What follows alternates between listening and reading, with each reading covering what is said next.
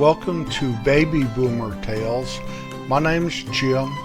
You can find us at babyboomertales.com. Once you've landed on our webpage, you can see pictures of the country I talk so much about up in north central Colorado, Rocky Mountains, and northeast Kansas. See a picture of me. That ought to get you there in the first place, right? No, I didn't break the camera, so we're good on that. Well, we made it through Memorial Day weekend. It was quite the time I had here this last week or so. My oldest grandchild graduated from high school. That was a wonderful experience, going through all the stuff with that, which included my youngest daughter bringing her family from Colorado to experience her nephew's high school graduation. We had a good old time. Nothing like family. Nothing like family. Now, family does not have to be blood relatives, okay? If you have blood relatives you get along with and all that stuff, you're very, very blessed. But I've got folks in my life that I consider family, which 40 years ago I didn't know them. So it's all on your perspective and your acceptance, and you're being accepted.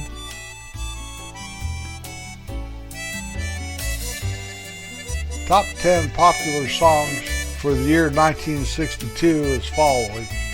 We used to do it 55 years ago, and that's okay, and I enjoy that.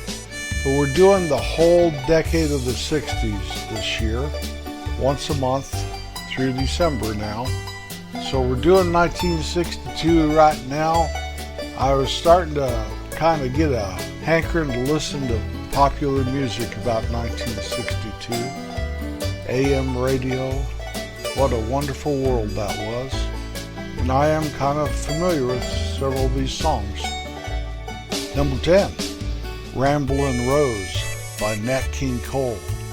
Number 9, Soldier Boy by the Shirelles. Number 8, The Stripper by David Rose.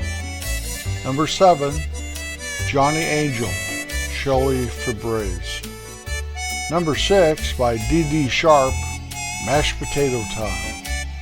Number 5, Roses Are Red, My Love, Bobby Vinton.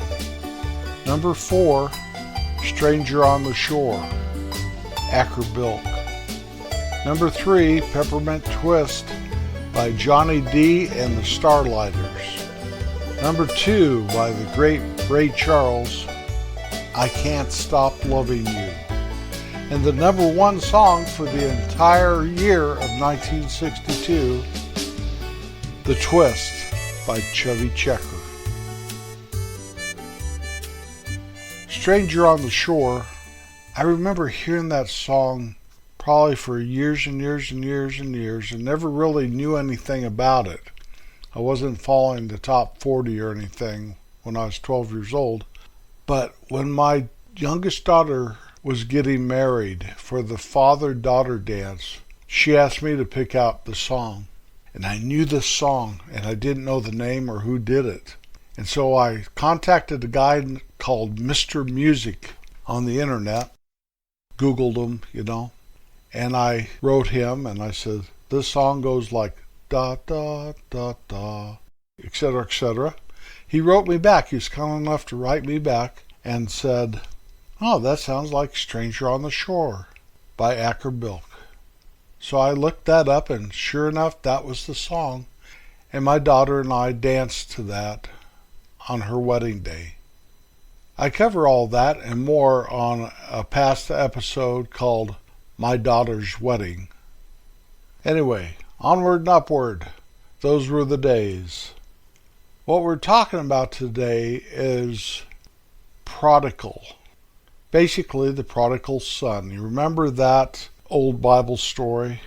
Well, the definition of prodigal, I looked it up on the internet, and I found a dictionary site, and they said on theirs several definitions of the word prodigal.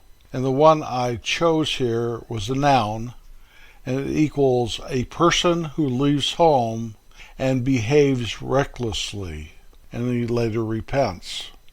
Ah, that's it. That's the one I wanted right there. If you remember the story, this kid, he approaches his dad and he says that he wants his half of the inheritance. He has a brother, and so he wanted half of dad's wealth. And so the dad granted that, and he leaves home, and he ends up blowing all the money. Everything dad worked for all his life, the kid blows it, ends up living on the streets. Actually, the Bible says he was living in a pigsty. He was living with the pigs. And he thinks to himself, this is terrible. I mean, he blew it. He was high rolling women and liquor and the good life. And he just totally squandered his inheritance.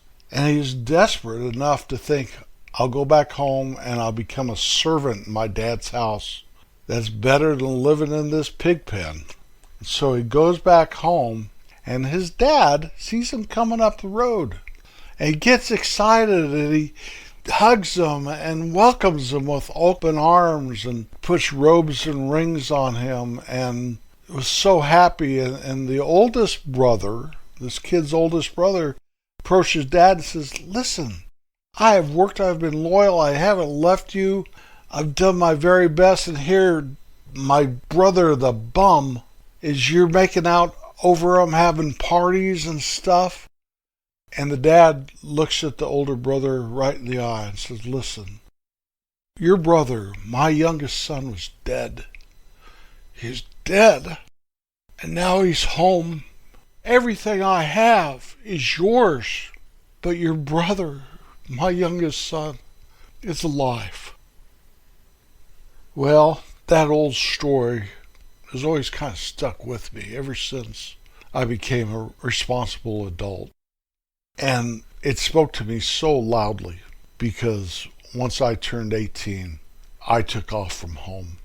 I had it all planned out, though. I dumped my girlfriend, who was very, very loyal and I believe loved me.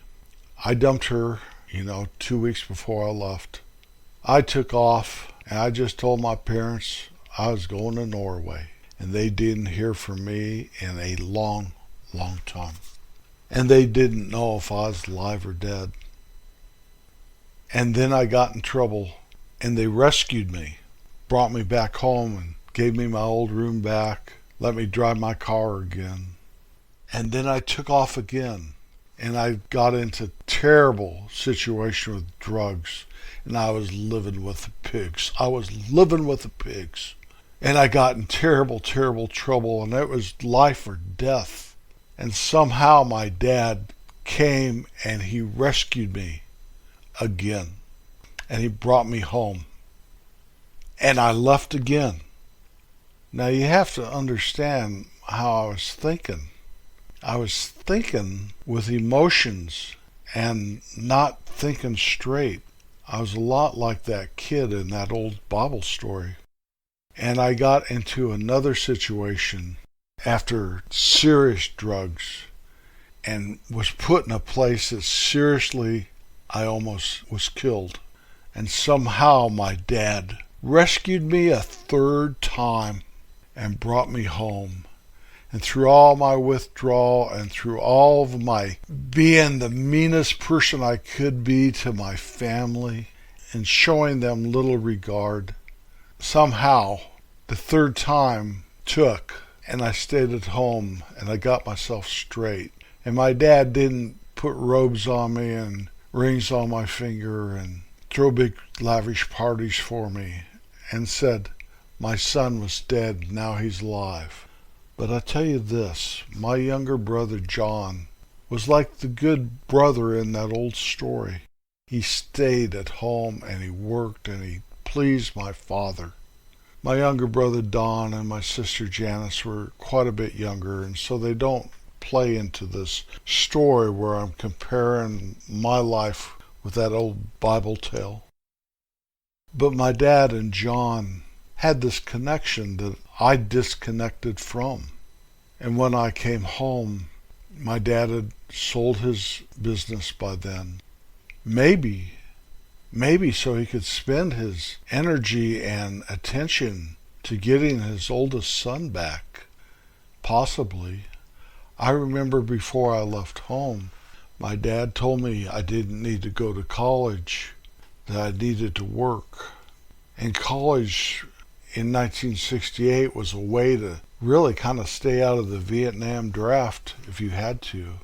And I disregarded college, and I disregarded my dad and his desire to have me work. I always thought that my dad worked us boys in that store just to make us understand how to work. What I have come to believe these days, especially with me, the oldest son, he tried to encourage that and teach me all about that store he could.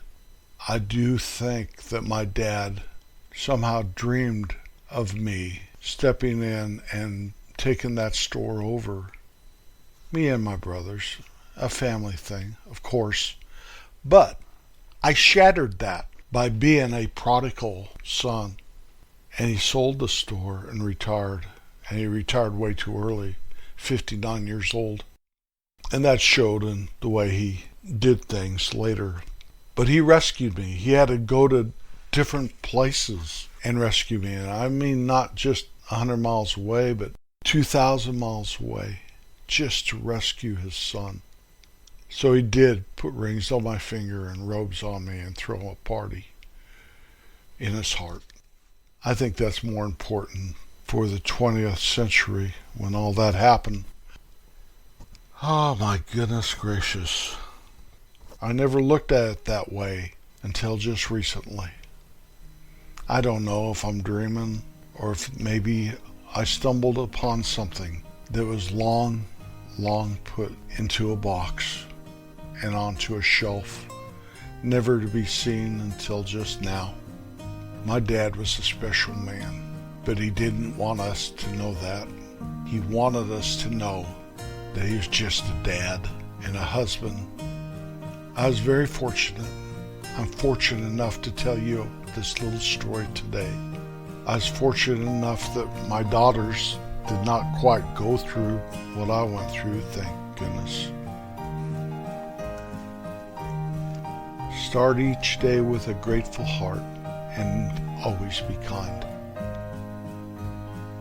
I'll be back next Wednesday. Peace out.